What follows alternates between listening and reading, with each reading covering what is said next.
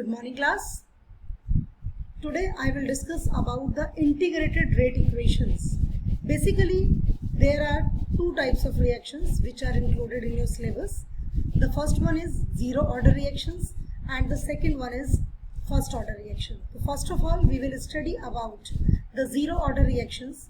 You know what is the meaning of zero order reactions? Zero order reaction means in that reaction the rate of a reaction is independent of the concentration of the reactants. जो rate of the reaction होता है zero order reactions में वो concentration जो होती है reactants की उन पर डिपेंडेंट नहीं होता, इंडिपेंडेंट होता है.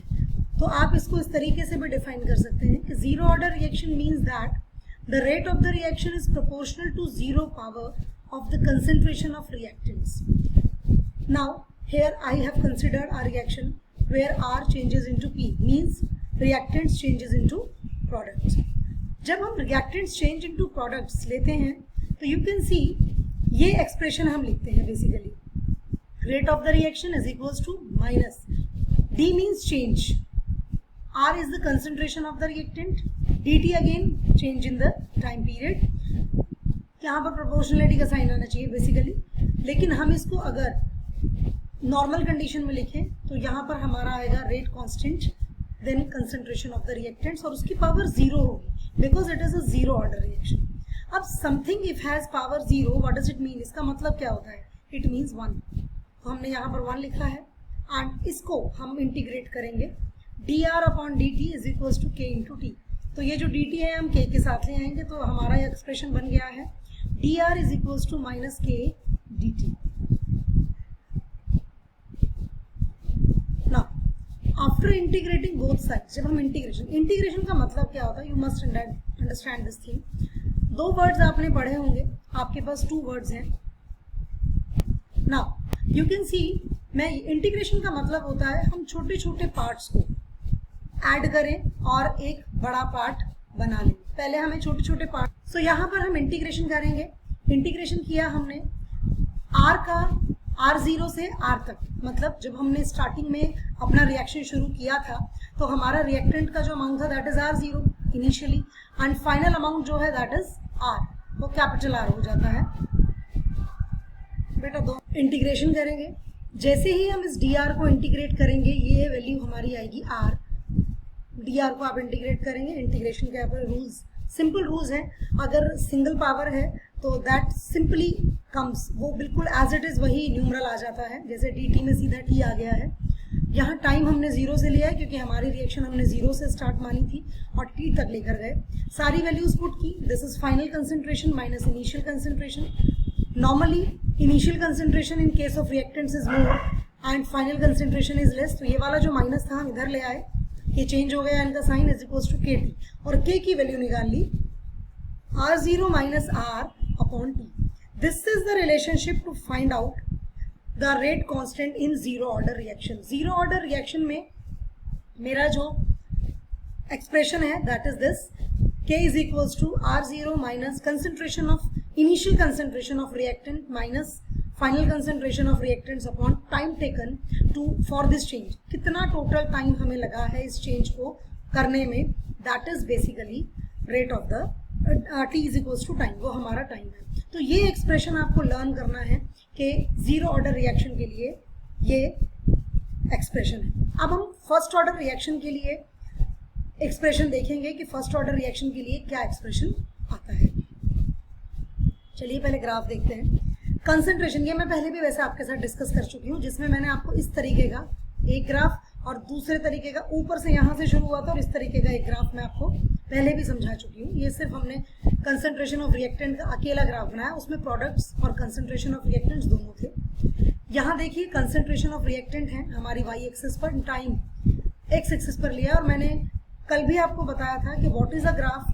अ graph is a pictorial representation. Pictorial representation होता है दो क्वांटिटीज का टू डायमेंशनल में, in which one quantity is independent and other quantity is dependent. तो यहाँ पर जो टाइम है बेसिकली हम एक्स एक्सिस पर वही फिजिकल क्वांटिटी लेते हैं जो कि इंडिपेंडेंट हो. यहाँ पर टाइम लिया है हमने which is this is independent and concentration इस पर डिपेंड करेगी कि as soon as the time passes goes on the concentration of the reactant decreases. This is the graph. Now, for the first order reaction, what is the expression? क्या होगा expression first order reaction के लिए? चलिए चलते हैं आगे. सबसे पहले आपको पता है वेरी वेल कि what is first order reaction. First order reaction का मतलब होता है वो रिएक्शंस जिनमें हमारा रेट एक्सप्रेशन में जो रिएक्टेंट्स की कंसेंट्रेशन टर्म्स है उसकी power 1, that is known as first order reaction. वो दो रिएक्टेंट्स भी हो सकते हैं, हाफ हाफ अगर होगी तो भी हमारा ऑर्डर 1 होगा, 3/4 1/4 होगी तो भी हमारा ऑर्डर 1 आएगा. वो किसी भी तरीके से हो बट हमारा ओवरऑल ऑर्डर रिएक्शन का 1 आना चाहिए. That is our first order reaction. यहाँ मैंने बिल्कुल सिंपल लिया है रिएक्शन को क्योंकि मुझे एक्सप्रेशन फाइंड आउट करना है. That is the reason. तो first order reaction means that the rate of the reaction is proportional to the first power of the concentration of reactants. Again I have take the same reaction. Reactants changes into products.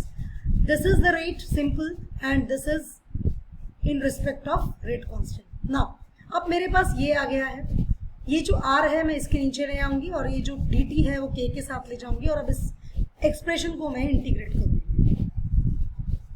This is the integration. Integration के बाद हम कैसे करेंगे? ये हमारा आ गया है R0 से लेकर R. बेटा रुकिए 2 मिनट. चलिए फिर से शुरू करते हैं. This is our integration. ये हमारा इंटीग्रेशन है.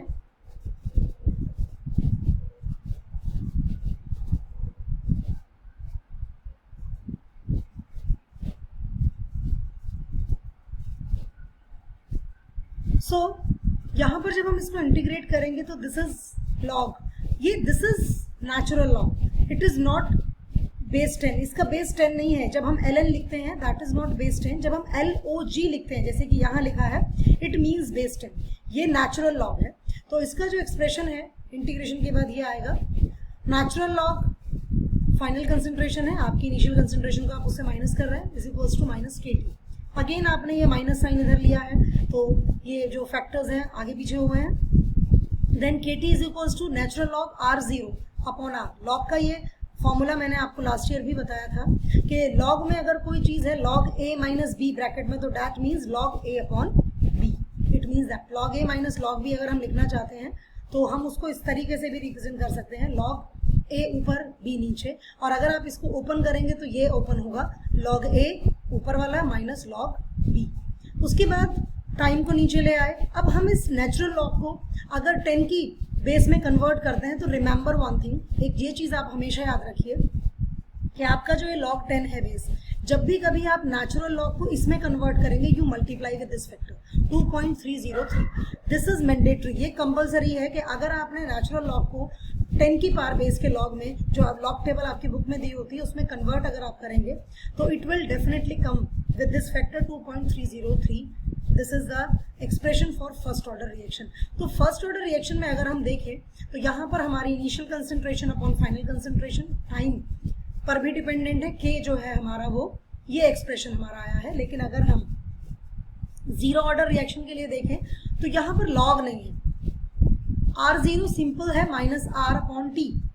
ओके. एंड अगर मैं यहाँ की बात करूँ, इस वाले पार्ट की बात करूं तो इस पार्ट में तो मेरा रेट ऑफ द रिएक्शन है that is independent of the concentration of the reactants. So this is basically what this is our expression for first order reaction. ये फर्स्ट ऑर्डर रिएक्शन के लिए मेरा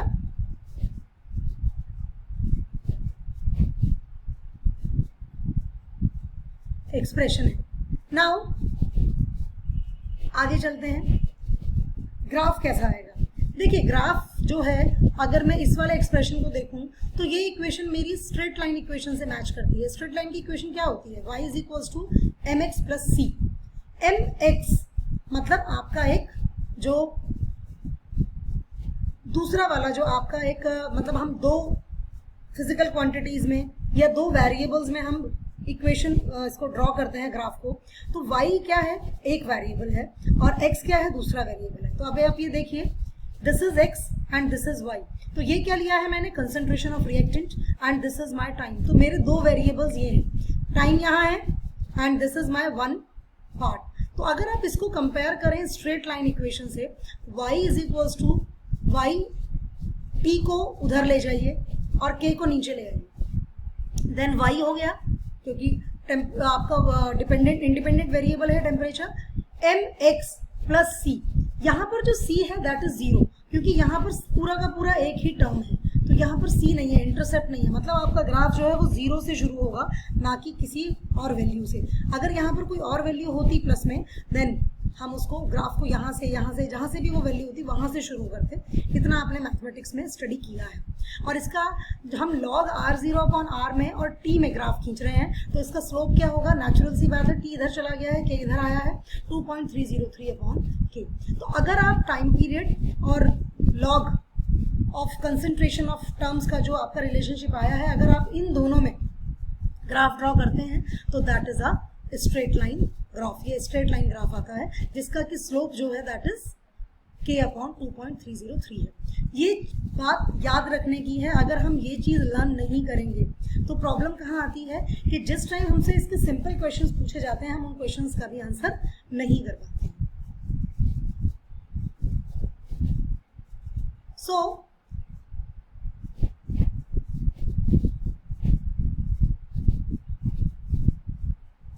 this is the graph for the first order reaction. तो first order reaction के लिए हमारा जो graph है वो ये आता है।